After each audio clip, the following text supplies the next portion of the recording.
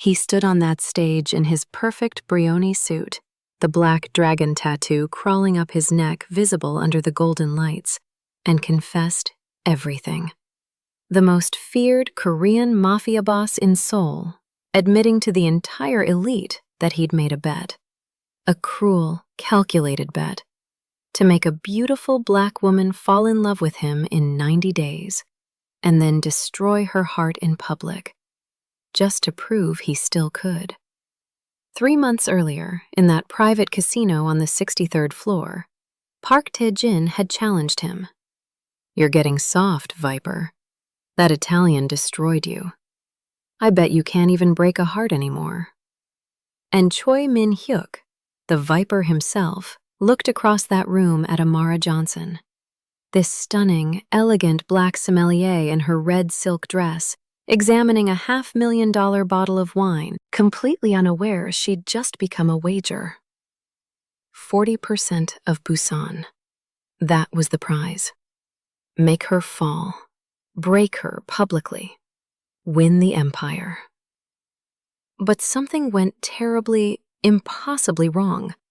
Because the woman he chose to break, she saw through every lie, called him out on every manipulation, made him laugh for the first time in 15 years. And by day 60, the hunter had become the hunted. The manipulator had fallen hopelessly, desperately in love with his own target. What he did on that 90th day, when the entire criminal underworld was watching, changed everything. Before we start this story, comment below where you're watching from and what time it is there. If stories about karma, love, and hidden truths move you, leave your like. Don't forget to subscribe to the channel and click Become a Member to be part of our community and support our channel. The doors of the private VIP casino on the 63rd floor slid open with a whisper, and Amara Johnson stepped inside, her red Hermes clutch held firmly against her side. The scarlet silk of her Versace gown caught the golden light from the crystal chandeliers above, and for a moment, every eye in the room turned toward her. She didn't notice. Her focus was entirely on the glass case in the center of the room, where a single bottle of wine sat under spotlights like a religious artifact. She had been called here to authenticate it. $500,000 rested on her expert opinion. What she didn't know was that she had just walked into the den of the Korean Mafia, and that her life was about to become a wager. At a private poker table in the corner, surrounded by men in expensive suits who spoke in hushed tones, sat Choi Min-Hyuk. The Viper, they called him. At 34, he had built an empire from blood and calculation. The black dragon tattoo that crawled up his neck and disappeared behind his left ear was a mark of violence survived, of power earned. His Brioni suit was perfectly tailored. His Patek Philippe watch caught the light as he placed his cards face down on the table. He had just won another hand. He always won.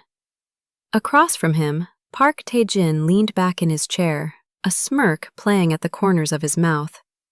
Tae-jin was younger, hungrier, and he had been waiting for this moment, waiting for the right wound to press.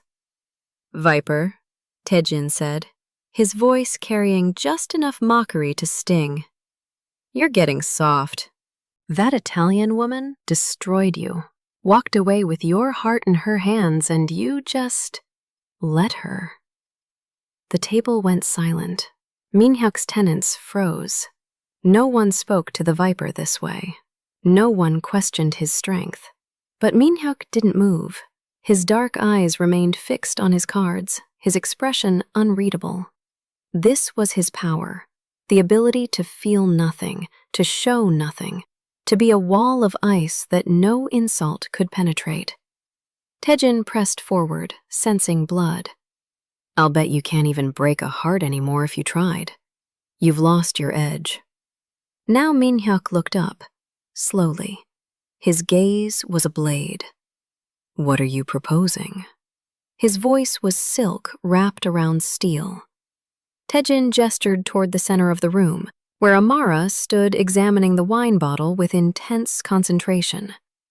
The light from above made her dark skin luminous, made the red of her dress seem to burn.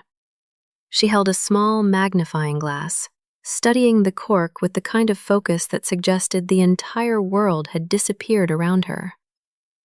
That one, the American sommelier, the wine expert. Taejin's smile widened. I bet 40% of my stake in the Busan operations that you can't make her fall in love with you in 90 days, and then break her heart publicly. The other men at the table shifted uncomfortably. This was cruel, even by their standards. But this was also how empires were built and destroyed, on wagers that tested a man's nature. Min-Hyuk studied Amara. She was beautiful, yes, but that wasn't what caught his attention. It was the way she ignored every hungry stare in the room. The way she seemed completely immune to the danger that saturated the air around her, the confidence in her posture, the intelligence radiating from her concentration. Something in him bristled. She looked untouchable. And Min-Hyuk had built his entire life on the principle that nothing was untouchable. 3 months, Min-Hyuk said, his voice flat and certain. On the 90th day, I ended in front of everyone. You transfer Busan. Taejin extended his hand across the table. And if you fail? I never fail. Their hands clasped. The bet was made.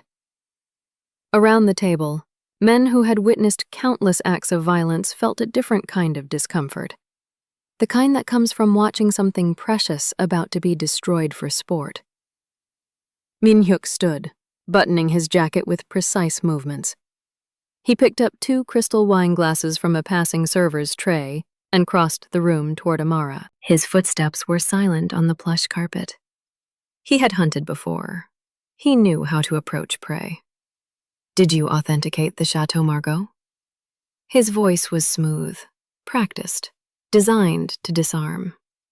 Amara looked up from her examination, and for the first time in 15 years, Choi Min-Hyuk felt something unexpected. Her eyes met his with no fear, no desire, no recognition of his power. Just curiosity. Pure intellectual curiosity. 1787. Jefferson's bottle. She turned back to the wine, her voice calm and professional. It's fake. The cork is wrong.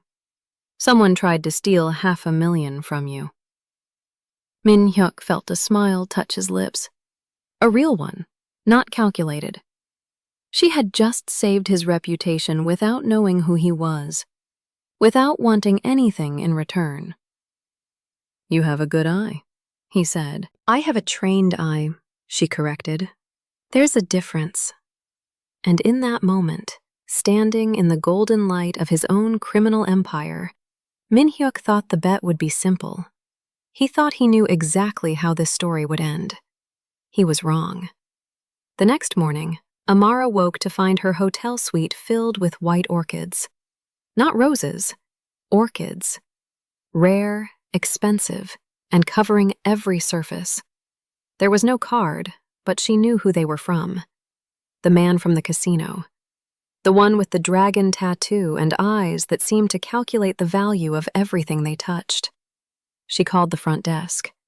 Please remove these and donate them to the hospital. Her voice was polite but firm. She had learned long ago that men who sent extravagant gifts without asking were men who believed everything could be bought. What she didn't know was that Min-Hyuk was listening to this conversation from his penthouse across the city, a small smile playing at his lips. She was going to be more interesting than he'd anticipated. Over the next 2 weeks, he deployed his usual strategy with surgical precision. He appeared at the wine auction where she was consulting, coincidentally, of course. He sent her a first edition book on French viticulture that had taken his people 3 days to locate. He arranged a private tasting at an exclusive restaurant where only 6 tables existed and reservations were impossible. But Amara didn't behave like the others. When he sent the diamond necklace, a piece worth more than most people earned in a year, she returned it the same day. The note was simple. "You don't know me well enough to know my taste." Min-Hyuk stared at that note for a full minute. No one refused his gifts. No one questioned his judgment. He called her. "The necklace didn't please you?" His voice carried the slightest edge of genuine confusion.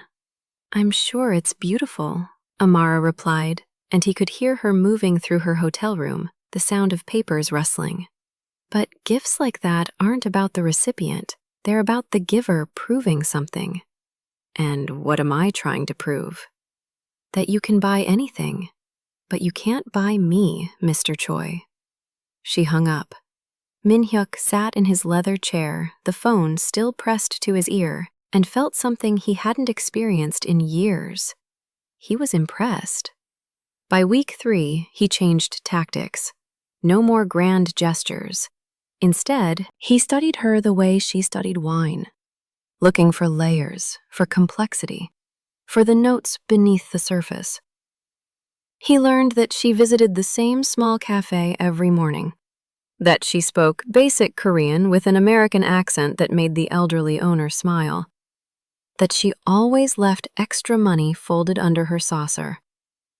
He learned that she had built her career entirely on merit, that she came from nothing and made herself into someone who commanded respect in rooms full of people who initially only saw her beauty. He learned that she was tired of being underestimated. So when he finally asked her to dinner again, he chose differently. Not the impossible reservation, not the private room. A simple restaurant in Itaewon where expatriates gathered, where the food was honest and the atmosphere was warm. Amara arrived in a simple black dress, her long, straight hair falling over her shoulders. She looked at the restaurant, then at him, and something in her expression shifted, softened. "You're learning," she said. "I'm trying to," Min-Hyuk replied, and realized with a start that it was true. Over dinner, he told her his practiced story about losing his mother, the one designed to create sympathy, to open doors. But Amara listened with that focused attention she gave to everything. And then she asked questions, specific questions. Questions about timelines that didn't quite match, about details that seemed rehearsed. "You're lying," she said finally, setting down her wine glass. Her voice wasn't angry, just observant. Min-Hyuk froze. No one had ever called him on this particular deception. He could lie his way through interrogations, through business deals worth millions, through life itself. But this woman, with her trained eye for authenticity, saw through him like glass. "You're a terrible liar for someone so powerful," she continued. "Which means either you don't lie often, or you're only used to lying to people who are afraid to question you." He should have been angry. He should have ended this dinner, ended this charade, taken his loss with Tae-jin and moved on. Instead, he heard himself laugh. A real laugh, raw and surprised. "Both," he admitted. "Definitely both." Amara smiled then. Not the polite smile she gave to clients, but something genuine. "So tell me the truth. Why did you really want to have dinner with me?" Min-Hyuk looked at her across the table, at the intelligence in her eyes, at the way she held herself with such self-possession, and felt the first crack in his armor. He was supposed to say something charming, something calculated. Instead, he said, "Because you're the first person in 15 years who's treated me like I'm just a man." The words hung in the air between them. True words. Dangerous words. Amara reached across the table and touched his hand, just briefly, just a brush of fingers. Then let's start there. Just two people having dinner. No games. No games, Min-Hyuk agreed, and felt the lie burn in his throat. Because 45 days remained, and Park Tae-jin was watching, and the bet was still on. And Min-Hyuk was beginning to realize that he had made a terrible miscalculation. He had thought he would break her heart. He hadn't considered that she might break his first. The days blurred together in a way that Min-Hyuk had never experienced. Time, which had always been a weapon he wielded with precision, became something else entirely. It became stolen moments in coffee shops, where Amara taught him to taste wine properly, to identify the subtle notes he'd always ignored. It became late nights in his private apartment, a space he had never shared with anyone, where she cooked simple Korean food she'd learned from the market ajumma, laughing when he admitted he'd never had homemade jjigae. "You're a crime boss who's never had real Korean stew?" she'd teased, stirring the pot in his pristine kitchen that had never been used. "That's almost tragic." Former crime boss, he'd corrected without thinking. Then frozen. Because that wasn't true. Not yet. But standing there, watching her cook in his kitchen, her hair pulled back, wearing one of his shirts because she'd spilled sauce on her dress, he'd wanted it to be true. By day 60, Min-Hyuk knew he was lost. Completely, irrevocably lost. He would catch himself thinking about her in the middle of business meetings, wondering what she would say about the art of negotiation, about reading people the way she read wine. He found himself wanting to tell her about his childhood, the real story, not the manufactured one. About the mother who left when he was 7, about building walls so high that no one could hurt him again, about becoming the viper because being vulnerable meant being destroyed. And one night, when a thunderstorm rolled over Seoul and the lights flickered in his apartment, he did tell her. All of it. He told her about the fear that lived beneath his power, the terror that everyone who stayed only stayed for what he represented, never for who he actually was. Amara didn't say, "I'm sorry," the way people always did. She didn't offer empty comfort. Instead, she looked at him with those clear, knowing eyes and said, "You're afraid that no one will stay if you're not powerful. I'm afraid that no one will listen if I'm not perfect. We're both cowards, Min-Hyuk, just in different ways." He'd kissed her then, for the first time, not as part of the plan, not as a strategic move in the game, just because in that moment she was the only person in the world who saw him completely and didn't look away. But Park Tae-jin was watching, had been watching all along. His informants reported back. The Viper was compromised. The Viper was falling. And on day 70, Tae-jin made his move. The envelope arrived at Min-Hyuk's office. Inside were photographs from the night of the bet. Him and Tae-jin shaking hands. The other men at the table. Time-stamped. Documented. And a note. 30 days, Viper. The entire underworld will be watching the charity gala. End it publicly, in front of everyone. Or admit you've lost. And if you admit you've lost, I'll make sure she knows exactly what you are. What you did. She'll hate you either way, but at least this way, you keep your reputation. Min-Hyuk stared at the photographs for hours. The mathematics of his situation were brutal and simple. If he ended it at the gala, as planned, Amara would be devastated, but would never know why. She would think he was simply cruel, simply bored. She would heal eventually, move on, live her life. If he told her the truth, she would know that every moment, every dinner, every conversation, every confession in the dark had started as manipulation. She would never forgive him, never trust him.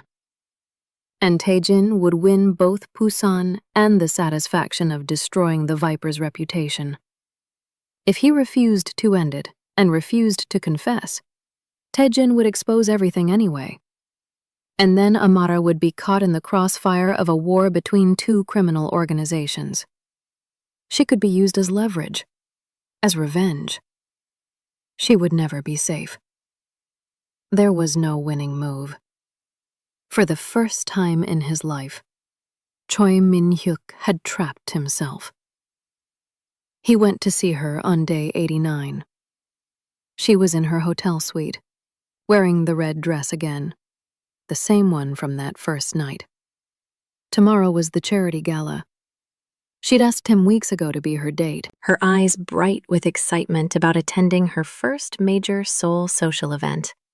"You're coming with me tomorrow, right?" she asked, adjusting her diamond earrings in the mirror. Min-Hyuk stood in the doorway, memorizing her. The elegant line of her neck, the way her hair caught the light, the absolute trust in her voice when she spoke to him. "Amara," he said quietly, "there's something I need to tell you." She turned, and something in his tone made her smile fade. "What is it?" He told her everything. The bet, the 90 days, Busan, the plan to break her heart in public. He didn't ask for forgiveness because he knew he didn't deserve it. He simply gave her the truth, raw, ugly, undefended. The silence that followed was the worst sound Min-Hyuk had ever heard. Amara didn't cry, didn't scream. She just stood there in her red dress, looking at him like he was a stranger, like the last 3 months had been a dream she'd just woken from. "You know what's funny?" Her voice was eerily calm. "I loved you on day 30. I knew by then. But I waited for you to say it first because I thought men like you needed to feel like you had control. I thought I was being patient. Turns out I was just being stupid." "Amara, don't." She picked up her red clutch from the dresser. "I need you to leave now, and I need you to never contact me again." "I'm not going to the gala tomorrow," Min-Hyuk said desperately. "I'm not going to—" "It doesn't matter what you do tomorrow," Amara interrupted, and now there were tears in her eyes, but her voice remained steady. "You already broke my heart. You just did it a day early."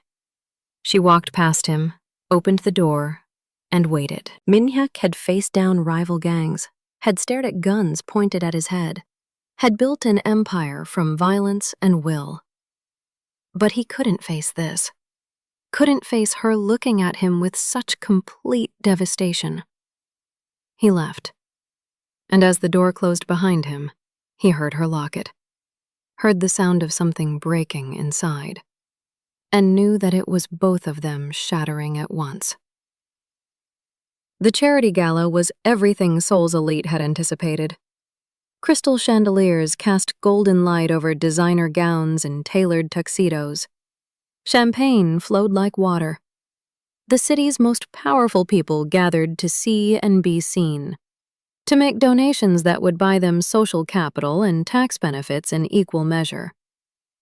Pak Taejin arrived early, positioning himself where he could watch the entrance. He'd waited months for this moment. The Viper's public humiliation. The transfer of Busan. The confirmation that even the most feared man in Seoul's underworld could be broken by sentiment. But when Min-Hyuk entered, he was alone. No Amara on his arm. No victim to parade and discard. Taejin's smile faltered. Min-Hyuk walked through the crowd with the same controlled power he'd always possessed. But something was different. His suit was impeccable, as always, his expression unreadable. But his eyes carried the weight of a man who had already lost everything that mattered. The MC called for attention. The evening speeches were beginning. Prominent businessmen took the stage to discuss their charitable foundations, their commitment to the community. Polite applause rippled through the room. Then Min-Hyuk climbed the steps to the stage. The room fell silent. The Viper didn't give speeches. He didn't explain himself. He existed in shadows and power, not in spotlights making declarations. Taejin leaned forward, confusion replacing his anticipation. Min-Hyuk took the microphone. His voice, when he spoke, was clear and steady. 3 months ago, I made a bet. A cruel bet. I wagered that I could make an extraordinary woman fall in love with me, and then break her heart in public. I stood at a poker table surrounded by men who measured their worth in violence and money, and I agreed to destroy something beautiful, just to prove I could. Gasps rippled through the audience. Phones came out. This was news. This was scandal. This was the Viper confessing to something unforgivable. I'm here tonight to tell you that I lost that bet. I lost because she broke me first. She broke me in all the right ways. She showed me that power without humanity is just fear wearing expensive clothes. That control without vulnerability is just loneliness pretending to be strength. Min-Hyuk pulled papers from his inner jacket pocket. Legal documents, stamped and notarized. Park Taejin, he said, looking directly at his rival in the crowd. I'm transferring 40% of my operations in Busan to you, as we agreed. Consider the bet settled. Taejin stood frozen, his face pale. This wasn't how it was supposed to happen. There was no humiliation here, no victory, just a man choosing to honor a debt. But I'm also transferring the remaining 60% of those operations into a trust fund in the name of Amara Johnson. And effective immediately, I'm stepping down from leadership of the Paekdu organization. The room erupted. Voices overlapped. Shock, disbelief, speculation. Min-Hyuk's lieutenants stood in various corners of the ballroom, their expressions ranging from confusion to betrayal. To leave the organization voluntarily was unheard of. To give away an empire was insanity. Taejin pushed through the crowd toward the stage. You're giving up everything? For a woman who won't even look at you anymore? No, Min-Hyuk said quietly, but the microphone carried his words to every corner of the room. I'm giving up everything to become someone who deserves to be looked at. Not as the Viper. Not as a crime lord. Just as Min-Hyuk. Just as a man who made terrible choices and is trying to make one right choice before it's too late. He looked directly into the cameras that were broadcasting this moment across social media, across news networks, into the permanent record of Seoul's history. Amara, if you're watching this, and I know you probably are because you're thorough and you'd want to know what happened tonight, I know I don't deserve your forgiveness. I know that what I did was unforgivable. But I'm going to spend every day for the rest of my life becoming the kind of man who deserves a second chance. Not the crime boss, not the manipulator. Just Min-Hyuk, the man who loves you. The man who will wait as long as it takes. He set the microphone down and walked off the stage. The room exploded with noise, questions shouted, cameras flashing, the social hierarchy of Seoul's elite thrown into chaos. But Min-Hyuk heard none of it. He walked through the crowd, through the doors, into the night air. Behind him, Park Taejin held the documents transferring Busan. He had won the bet. He had gained territory. But somehow, watching the Viper walk away from everything with his head held high, it felt like losing. 6 months passed.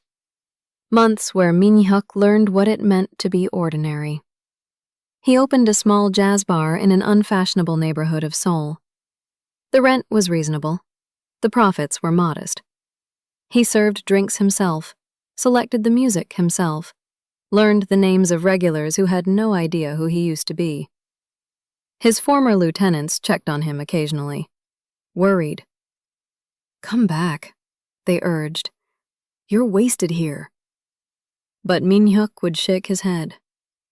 "I'm not wasted. I'm finally found." He thought about Amara every day, wondered where she was, if she was happy, if she'd found someone who deserved her from the beginning. He didn't try to contact her.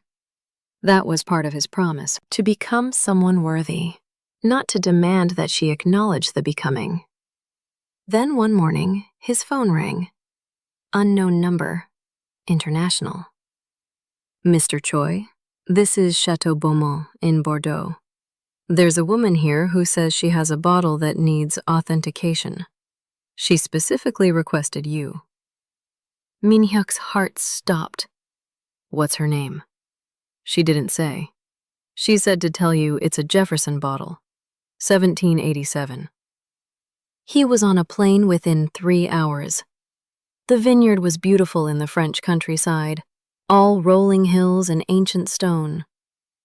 Min-Hyuk found her in the tasting room, standing by a table where a single bottle of wine sat in the afternoon light. She wore a simple cream dress.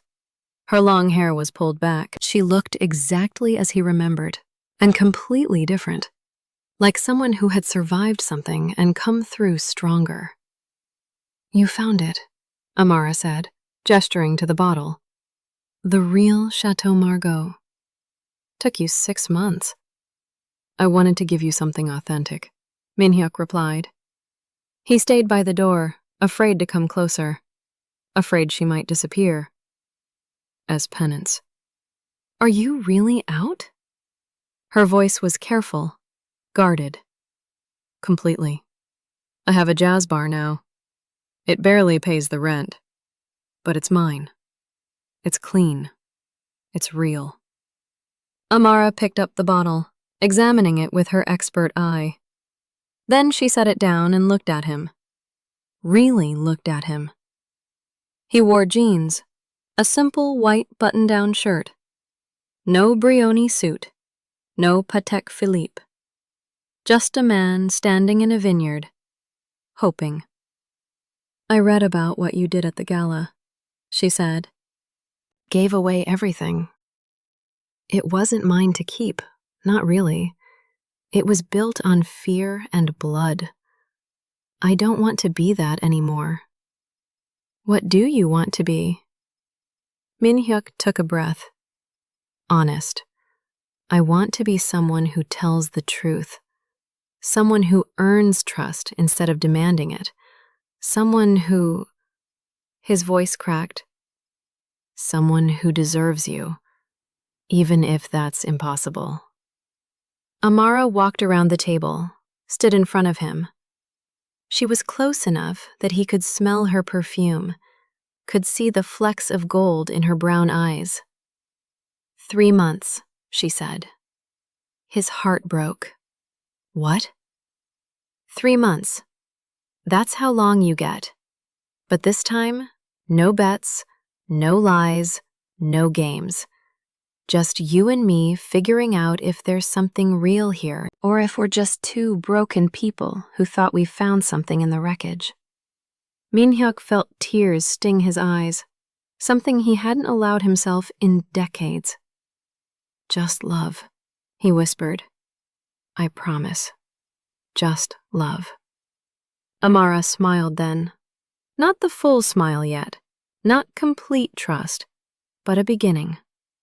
"Then let's open this $500,000 bottle," she said, "and drink it from cheap glasses, like two ordinary people falling in love." They sat on the stone wall outside the vineyard as the sun set over the French countryside. The wine tasted like forgiveness, like second chances, like two people who had lost everything and found something infinitely more valuable in the empty space it left behind. Min-Hyuk reached for her hand. Amara let him take it. "Thank you," he said. "For what?" for breaking my heart first. It's the only thing that saved me. And in the golden light of that French evening, two people who had been destroyed by a cruel bet began the slow, careful work of building something true. Something that couldn't be wagered. Something that couldn't be won or lost. Just love. Real, honest, imperfect love. The kind worth losing an empire to find.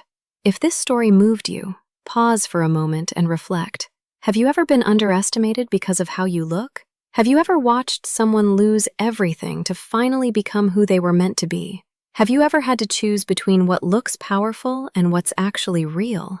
Tell us about your experiences and feelings in the comments. We read every single one. And if you believe in stories about redemption, authentic love, and the courage to choose humanity over power, leave your like.